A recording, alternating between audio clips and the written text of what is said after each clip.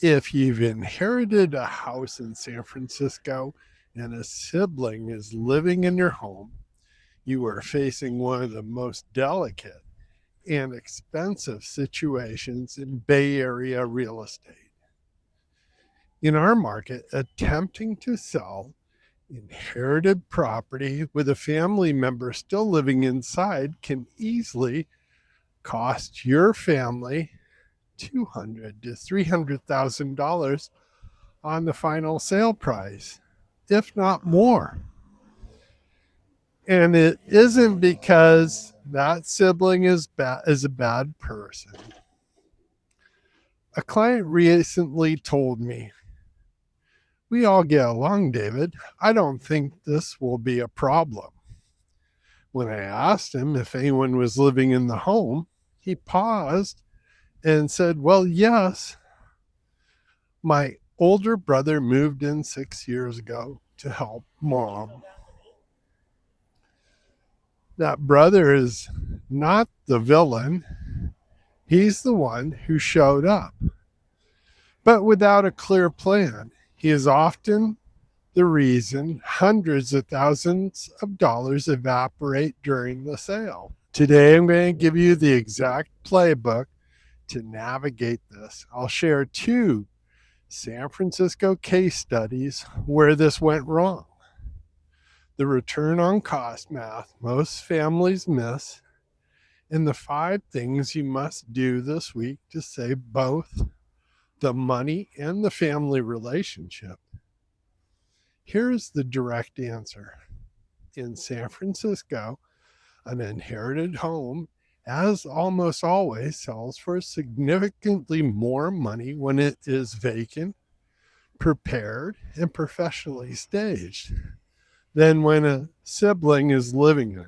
Why, you ask? Across our local market, that pricing gap could average $200,000 to $300,000 or more on a standard single family house. So if you've inherited a home with a sibling inside, your first call isn't to an agent, a stager, or a contractor. It's an alignment conversation with your family before the listing goes live. I'm David Poulsen. My family has been in the San Francisco Bay Area for 4 generations. I spent over 30 years in local real estate and guiding families through selling their home or property through complex probate and trust sales. Today is about ensuring your family gets this right. Why is this gap so massive in San Francisco specifically? Right now, single family home inventory in the city runs around 1 month of supply. Homes sell in roughly 12 to 13 days, and nearly 75% of properties sell above asking price, with overbids averaging in the mid-teens percentage-wise. Here's what families miss. That overbid premium is not automatic. It is manufactured by precise conditions, compressed buyer traffic in a tight 7-day window, scroll stopping professional photography and video, strategic staging that builds emotional connection, frictionless showing access for every buyer and agent. Every single one of those conditions breaks when someone lives in the house. Photos capture personal clutter, and usually very few photos. Showings get canceled or delayed. Buyers walk through and find someone sitting on the couch. They don't linger, they don't open closets, and they don't visualize their future. They simply leave. Then they offer far less or don't offer at all. Let's look at a real example. Potrero Hill, great lot, downtown city views. Father passed away, leaving the home in trust to 3 adult children. One son, let's call him Mark, had lived in the house for 30 years. When I sat down with all the heirs, Mark agreed that the house should be sold vacant and staged. Then he didn't move out. It wasn't an explosive fight, it was passive friction. Showings were declined. Open houses were cramped because his personal belongings filled every room and the 2-car garage was completely blocked. Open houses were canceled because at the last minute, mind you, Mark was a beneficiary too and was receiving part of the proceeds. Mark was killing his own inheritance. I advised him, which he agreed with, but his actions were contrary. Buyers felt uncomfortable. Offers came in cold. The property sold for approximately $300,000 less than its vacant market potential. Split 3 ways, that cost each sibling $60,000 out of their inheritance, including Mark's. Our second story, Outer Parkside, a 1940s family home. Mom passed away, leaving the trust to sell. Living in the home were 3 adult family members. Here is the twist. One of them was a former licensed real estate agent. She knew staging and depersonalizing better than most. Yet she couldn't bring herself to pack up the house. Boxes were stacked 4 feet high in the living room. The garage was impassable. I showed her comparable sales 3 blocks away, proving what vacancy would yield. She agreed intellectually, but emotionally, she was frozen. Those boxes weren't clutter to her. They were her mother's memory. Packing meant admitting her mother was truly gone. That home sold as is and left an estimated $300,000 or more on the table. Grief doesn't care about spreadsheets. You cannot solve family disputes with logic alone. You solve them with empathy, structure, and early boundaries. Before selling full-time, I worked as a real estate developer. When I walked into an inherited home, I analyzed it as a capital allocation decision. When a family considers paying to relocate a sibling, they treat it like an emotional penalty. It isn't. It's a high yield investment. On the cost side, a moving crew, storage unit, and 6 months of rental assistant runs roughly $15,000 to $30,000. On the return side, delivering a vacant staged home recovers a market premium of $200,000 to $300,000 or more. That is a 10-to-1 return on capital. No kitchen or bath renovation in San Francisco delivers a 10-to-1 yield.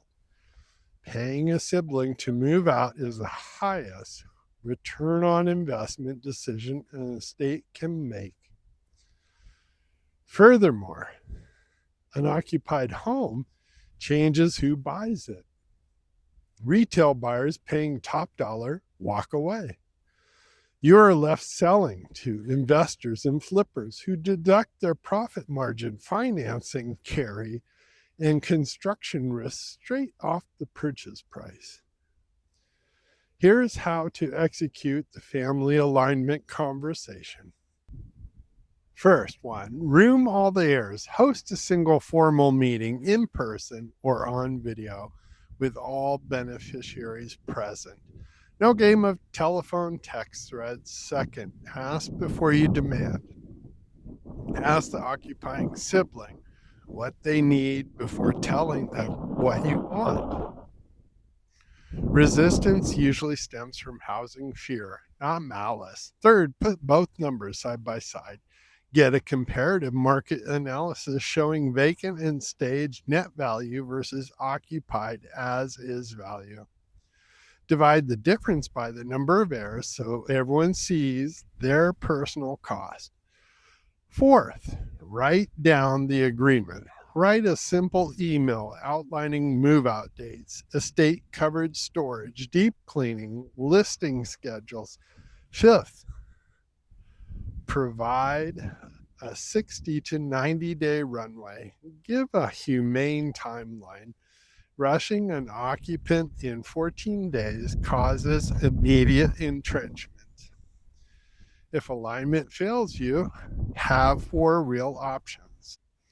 Option 1, the buyout. The occupying sibling refinances and buys out the co-heirs at the appraised market value. This is the cleanest if they qualify for the loan. Option 2, sell occupied. Selling as is to an investor, but expect a 15 to 25% discount. Option 3, paid relocation. The estate covers moving, storage, and initial rent. This is usually the best financial outcome for all heirs. Option 4, partition action. A California lawsuit forcing a court-ordered sale. It is expensive, takes 12 to 18 months, and destroys family relationships. So use it as a last resort only. A quick note on trust, probate, and taxes. If the home is held in a living trust, the trustee holds legal authority to list and sell. Probate requires court supervision and takes longer. And regarding taxes, inheriting real estate resets your tax basis to the fair market value as of the date of death, eliminating past capital gains through the step up in basis. Delaying a sale through family stalemate erodes this tax benefit as new gains accrue. If you are in this situation right now, here are your 5 steps for this week. 1, read the trust or will to confirm legal authority. 2, consult a SF trust and estate attorney early. 3, get a dual evaluation CMA market analysis showing vacant versus occupied numbers. I can help with that. Hold the family meeting with both numbers on the table. 5, do not list until the move-out agreement is signed.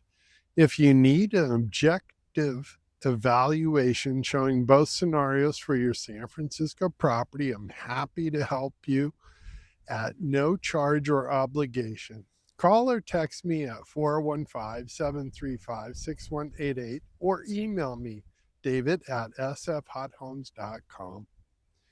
Quick disclaimer, this is for educational and entertainment purposes only, not legal or tax or financial advice. Please consult your CPA or attorney.